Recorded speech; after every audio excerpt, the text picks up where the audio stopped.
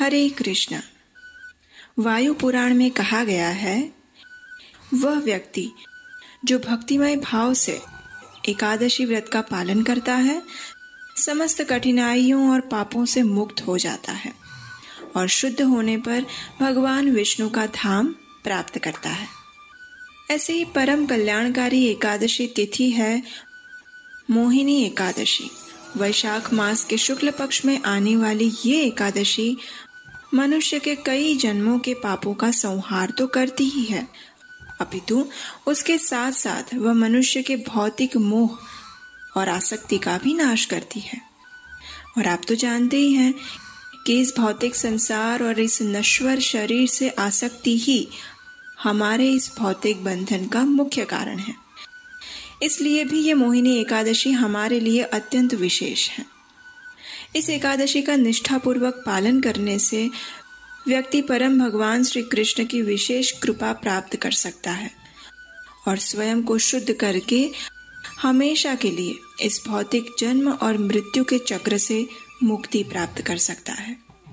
तो चलिए अब इस मंगलकारी मोहिनी एकादशी व्रत की कथा सुनते हैं। ये उस समय की बात है जब परम भगवान श्री कृष्ण पांडवों से मिलने के लिए उनके राज्य में पधारे हुए थे। उस समय महाराज युधिष्ठिर और भगवान श्री कृष्ण के बीच में एक महत्वपूर्ण संवाद हो रहा था और उसका विषय था एकादशी। युधिष्ठिर महाराज ने भगवान से पूछा, हे जनार्दन, वैशाख मास के शुक्ल पक्ष में कौन सी एकादशी आती है और इसका महात्म्य क्या है? कृपया इस विषय में बताएं केशव। इसके उत्तर में भगवान श्री कृष्ण कहते हैं, हे धर्मराज, आज से अनेक वर्षों पूर्व इस एकादशी के विषय में जो कथा वशिष्ठ मुनि ने प्रभु रामचंद्र को सुनाई थी, उसी का वर्णन मैं करता हूँ। इसे ध्यान पूर्वक सुनिएगा। एक समय प्रभु श्री रामचंद्र ने अपने गुरु वशिष्ठ मुनि से बड़ी ही विनम्रता से पूछा, हे ऋषिवर, सीता के विरह में मैं अत्यंत निराश हूँ। कृपया आप मुझे कोई ऐसा व्रत बताएं जिसके प्रभाव से मैं समस्त पापों और दुखों से मुक्ति प्राप्त कर सकूं। ये सुनकर गुरु वशिष्ठ कहते हैं, हे राम, आपका तो नाम ही सभी जीवों का मंगल करने वाला और समस्त पाप, भय और शोक से मुक्ति दिलाने वाला है। फिर भी लोगों के हित के लिए आपने ये प्रश्न पूछा है, इसलिए इसका उत्तर मैं अवश्य दूंगा। वैशाख मास के शुक्ल पक्ष में आने वाली मोहिनी एकादशी व्यक्ति के समस्त पापों का नाश करके भौतिक मोह बंधन से मुक्त कराती है। इस एकादशी के महात्म्य का वर्णन करती हुई एक सुंदर पौराणिक कथा है। अनेक वर्षों पूर्व सरस्वती नदी के किनारे पर भद्रावती नामक एक राज्य था। वहां द्युतिमान नामक राजा राज्य करते थे। राजा अत्यंत सहिष्णु और सत्यवादी थे। उनके राज्य में धनपाल नाम के एक पुण्यवान वैष्णव भी रहते थे। उन्होंने राज्य में अनेक धर्मशाला, अस्पताल, पानी के प्याऊ तथा मंदिरों की स्थापना करवाई थी। वे दान तथा जन कल्याण के कार्यों में सदैव संलग्न रहते थे। ऐसे पुण्यात्मा वैष्णव धर्मपाल के 5 पुत्र थे, सुमना, द्युतिमन, मेधावी, सुकृति और धृष्ट बुद्धि। लेकिन दुर्भाग्य से उनका 5वां पुत्र धृष्ट बुद्धि अपने नाम के अनुसार ही अत्यंत पापी और दुराचारी था।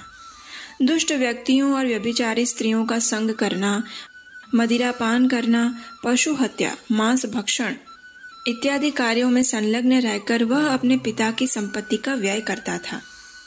एक दिन उसके पिता धनपाल ने उसे एक वेश्या के साथ चौराहे पर जाते हुए देखा और फिर क्या था, उसके पिता ने उसी क्षण उसे अपने घर से निकाल दिया। पिता के द्वारा घर से निकाले जाने के बाद दुष्ट बुद्धि और अधिक पापमय प्रवृत्तियों में संलग्न हो गया। लेकिन कुछ समय बाद उसका धन जब समाप्त हो गया तो उसके मित्रों ने और उस वेश्या ने भी उसे अपमानित करके त्याग दिया। अब दुष्ट बुद्धि के पास ना तो धन रहा और ना ही कोई मित्र और संबंधी। इसलिए अब अपने जीवन यापन हेतु उसने चोरी करना प्रारंभ किया। चोरी करते हुए कई बार उसे राजा के सिपाहियों द्वारा पकड़ा गया, लेकिन अपने पुण्यात्मा पिता के नाम के कारण राजा बार बार उसे छोड़ देते थे।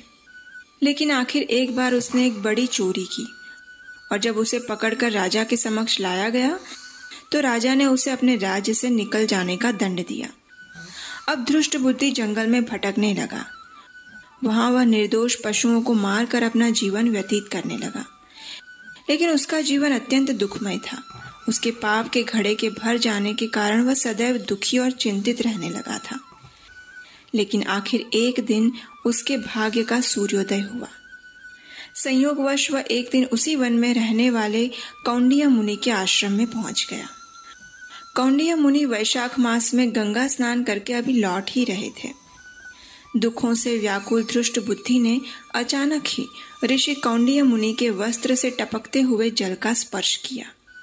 इस जल का स्पर्श होते ही उसके पूर्व जन्म के पुण्य कर्म का उदय हो गया।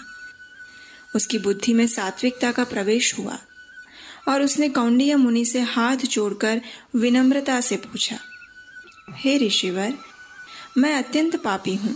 अपने जघन्य पाप कर्मों के कारण मैं दुखों के सागर में डूब चुका हूँ।